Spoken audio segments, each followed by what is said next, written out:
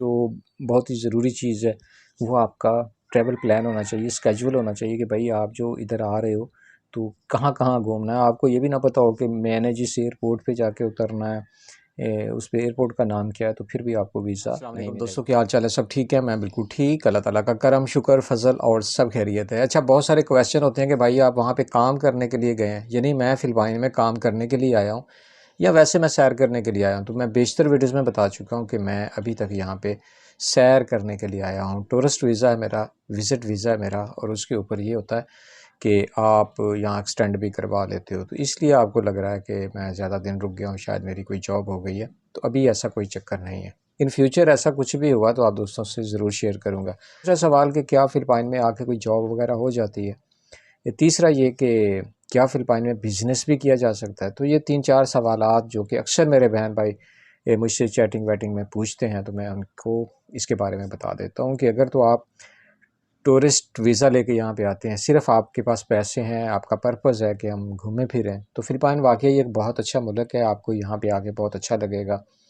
बहुत कॉस्टली भी नहीं है और इतना सस्ता भी नहीं है, लेकिन आप 7-8-10 लाख के बजट में आप यहाँ पे 2-3 महीने गुजार सकते हैं और आप अच्छे तरीके से एंजॉय कर सकते हैं। अगर आपका भाईजान शौक़ है कि आप यहाँ पे आके बिज़नेस करें, तो अगर आपके पास 10-20 लाख है, बल्कि ज़्यादा कहना चाहिए, 10-20 लाख यहाँ पे कुछ भी नहीं है। अगर आपके पास मिनिमम भी 50 लाख पाकिस्तानी है, तो आप यहाँ पे आके अपना बिज़नेस स्टार्ट कर सकते हैं और आइंदा 3-4 सालों में यकीनन आपको उसका फ़ायदा भी होगा और आप ढेर सारे डॉलर्स कमा सकते हैं, ढेर सारे पैसोस कमा सकते हैं, अगर आप यहाँ पे आके अपना बिज़नेस स्टार्ट कर लेते हैं तो।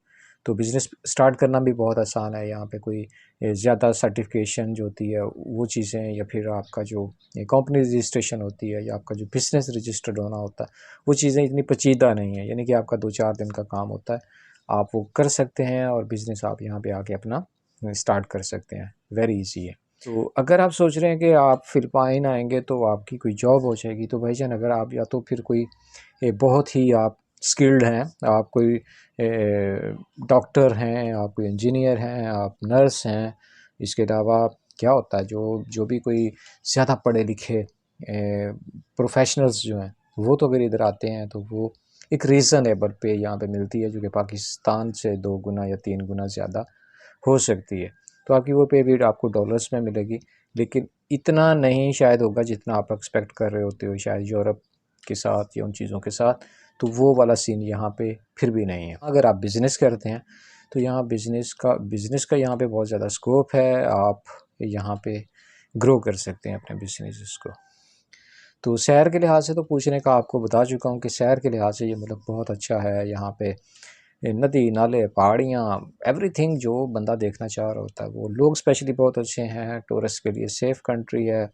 और जिन इलाकों से आपको अगर रोका जाता है कि यहाँ फ़िलिपाइन में आपने फ़लाँ एरियाज़ में नहीं जाना है या रिस्की होता है, तो वहाँ पे आप थोड़ा ब्रेक लगाइए, वहाँ पे आना चाहिए। ओवरऑल आपके लिए फ़िलिपाइन सेफ़ है, बहुत ज़बरदस्त है, बहुत खूबसूरत है, लोग बहुत अच्छे हैं, अकोमोडेटिंग लोग हैं, केयर करने वाले लोग हैं, प्यार करने वाले लोग हैं, तो बहुत अच्छा है जी।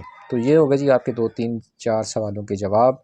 फ़िलिपाइन कैसे आना है, पहली वीडियोज़ में भी बता चुका हूँ कि फ़िलिपाइन अगर आपकी 7-8-10 लाख की आपकी स्टेटमेंट, बैंक स्टेटमेंट है जो कि 6 महीने पुरानी हो, तो आप ऑनलाइन जो फ़िलिपाइन की एम्बेसी है पाकिस्तान में रहते हुए इस्लामाबाद में, आप ईमेल के ज़रिए उनसे आप जो होता है ऑनलाइन एक फॉर्म वगैरह फ़िल करते हैं। उसके बाद आपको फिर डेट दी जाती है, उस डेट पे आप इंटरव्यू के लिए जाते हो अपने डॉक्यूमेंट्स साथ लेके। आपका पुलिस सर्टिफिकेट का जो है वो होना चाहिए और वो भी फ़ॉरेन अफेयर से अटैच्ड होना चाहिए। इसके अलावा आपका बैंक स्टेटमेंट होनी चाहिए, वो भी फ़ॉरेन अफेयर ऑफिस से अटैच्ड होनी चाहिए।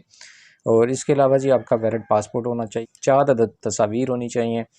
उसके अलावा आपके पास जो बहुत ही ज़रूरी चीज़ है वो आपका ट्रैवल प्लान होना चाहिए, स्केड्यूल होना चाहिए कि भाई आप जो इधर आ रहे हो तो कहाँ-कहाँ घूमना है। आपको ये भी ना पता हो कि मैंने जिस एयरपोर्ट पे जाके उतरना है उस पे एयरपोर्ट का नाम क्या है, तो फिर भी आपको वीज़ा नहीं मिलेगा। तो ये सारी चीज़ें जब आप लेके एम्बेसी में जाते हो, फ़िलिपाइन की एम्बेसी में इस्लामाबाद, वहाँ पे आपका होता है जी इंटरव्यू, और वो सारे का सारा इंटरव्यू होता है इंग्लिश में।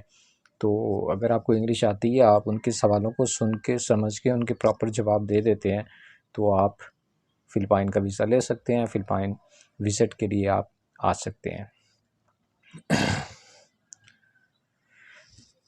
तो तो ये थे चंद एक बहुत ज़रूरी सवाल जवाब। मेरे बहन भाई मुझसे कुछ दोस्त पूछते हैं, भाई क्या हम आ सकते हैं? जी बिल्कुल आप आ सकते हैं। अगर आप यहाँ पे इंग्लिश बोल सकते हैं तो आप आ सकते हैं, क्योंकि यहाँ पे उर्दू पंजाबी कोई चक्कर नहीं है।